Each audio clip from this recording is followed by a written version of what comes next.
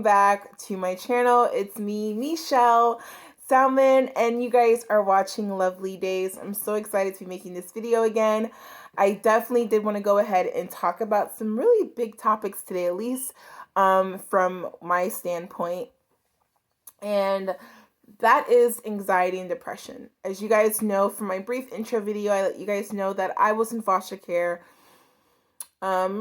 from a very young age all the way to the age of 18. I suffer from anxiety and depression still currently to this day, and I found a couple tips that kind of help me when I'm in that. I do want to make a disclaimer before I start that I am not a professional. I am not a psychologist or a psychiatrist or a therapist.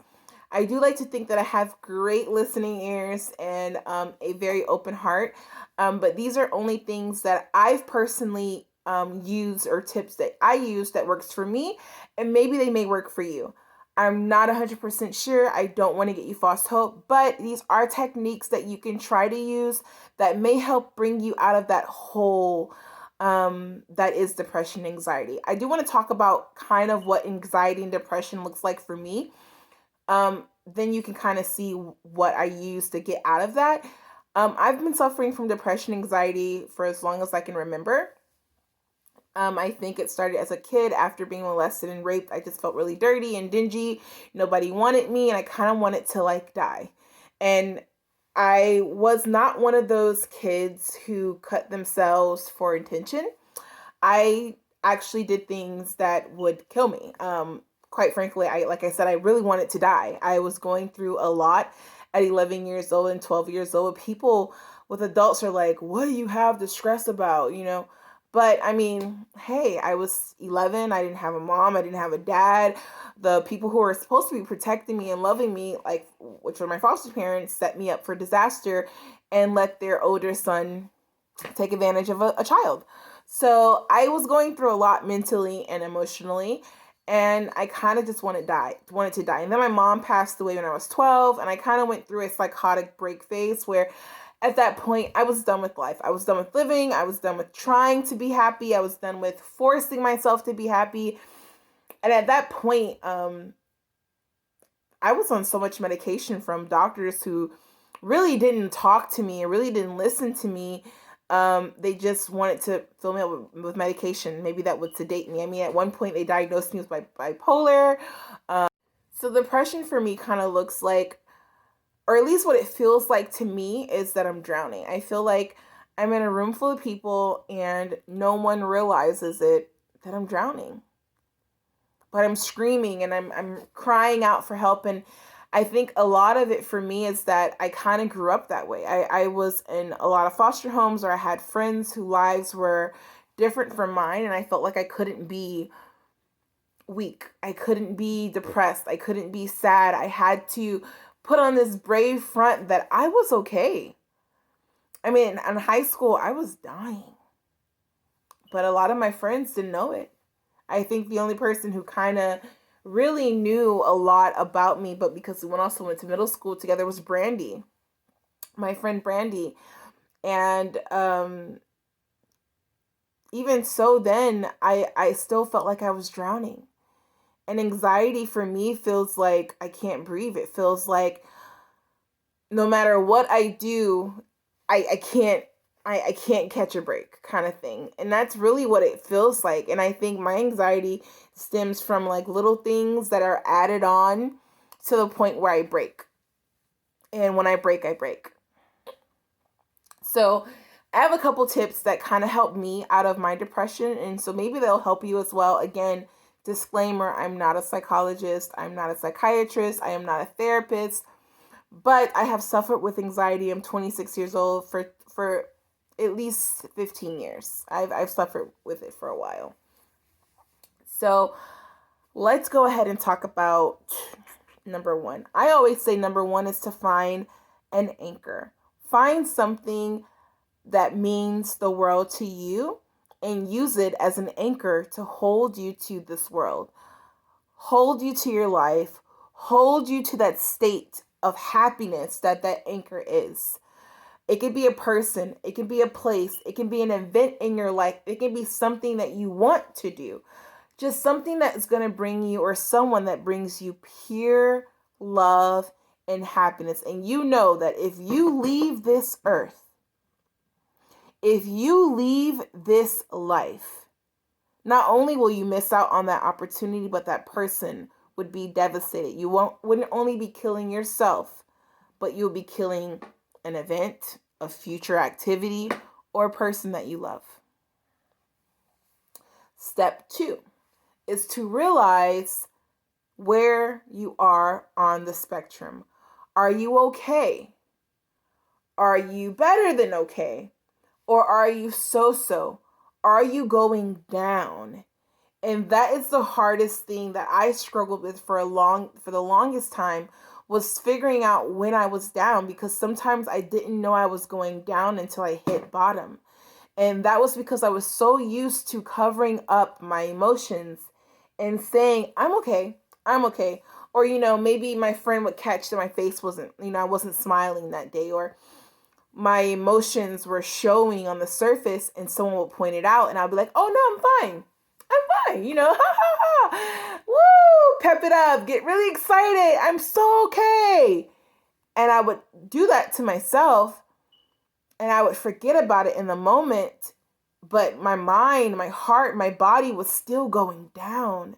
And it's like you can put on this persona on the outside, but it's kind of hard to stop your heart in its tracks, It's kind of hard to stop your mind from racing and still going. So step 2 is to figure out that you're going down. And 3 is to use that anchor to maybe not pump the brakes immediately. Maybe it won't stop you in its tracks, but find something that slows your descent. That way you can kind of ease your way back up, Because if you're going fast, full forward, I honestly, for me, there's not a magic word. There's not a magic word that stops my anxiety or my depression in its track. There's not a song. There's nothing like that for me that works like magic. But I've gotten to the point where I can do certain things and think about certain people and my actions and how my actions would affect them. And it kind of slows my descent. And that gives me time to pinpoint, which is the 4th step, to pinpoint what exactly is bothering me and what is bringing me down. Pinpoint it, And sometimes there's not an exact answer. Sometimes there's not one reason. There's a multiple things. And then once I realize, okay, I'm kind of tripping off of something that happened in the past and something triggered me, let me take a deep breath and kind of backpedal out of this. And there's some days where I just have to put on some sad music and I cry it out. And that may sound so silly to some people, but sometimes crying it out, getting that pain off your chest, because that's what depression is. Maybe it's not that way for everybody, but when I get depressed, I just feel pain. I feel overwhelmed with so much pain, and I can't explain why I'm in so much pain, why I feel like I need to cry, but I do. And maybe that's just one of my steps. I sometimes just cry it out. So 1, find the anchor. 2, find where you are on the spectrum. Are you okay? Are you going down? Once you find out or try to figure out where you are, you can then use your anchor to kind of pull you out or slowly stop you from going all the way down. And then step 4, this is where I'm sorry, my cat is going crazy right now. I'm trying to record this video. 1, find you an anchor. 2, figure out where you are on the spectrum. 3, use that anchor to slow your descent or pull you back out. And 4, while you're at that descending point or slow down point, figure out why. Pinpoint the reason why you're feeling that way, and then use that anchor again or something that makes you happy to get out of that. That works for me. For anxiety, it's a little more complicated because I haven't learned to master the art of figuring out why and when I'm anxious. I kind of just realized that I'm anxious or I'm having anxiety when I actually have an anxiety attack. When it's too late, there's times where I'm about to have an anxiety attack and I can kind of stop it by using some of the tips I'm going to share with you. But just being really honest and transparent, I rarely really know when I'm anxious or I'm having an anxiety attack until I'm actually having it, until my chest gets tight and I can't breathe and then I'm crying and I'm panicked, all these crazy things. I rarely know when I'm going there. Um and the anxiety attacks really started almost 2 years ago. I really wasn't having anxiety attacks per se. I was having anxiety. I mean, I think a lot of people have anxiety, but I wasn't actually having the full blown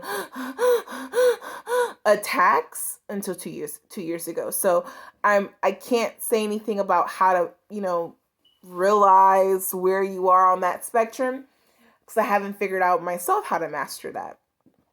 But some of the things that I do for, at least for my anxiety, is I meditate. I find a calm corner in my house or my room or even in my closet, because I have a long closet. I light candles. I make the ambiance, set the tone, and I sit down. I close my eyes and I take a really deep breath, couple deep breaths, and I think about things that make me happy, things that genuinely bring me joy. And usually that comes down to reading, music, Sudoku, painting, and meditating. And that's what I do. I think about one of those things and I say, okay, well, I don't really feel like painting right now. I'm too anxious, but I'll definitely listen to some music. I'll definitely read a book or one of those two. And I do that thing that makes me happy or that's going to bring me some type of happiness. And it kind of calms me down. It kind of centers me. It kind of woo-saw me. And that kind of helps me. I'm not sure how anxiety or depression looks like for you all, but I would love to hear about it. So please feel free to comment if you suffer from anxiety, if you know other techniques to help me deal with my anxiety or depression. I would be willing to listen and hear you guys out. I again am so excited to be a part of the YouTube family. And I promise that my content will only get better and greater in the future. Again, my name is Michelle, and thank you guys for watching my channel, where I hope your days are always lovely. Don't forget to like, comment, and subscribe, and feel free to follow me on Instagram. Blessings.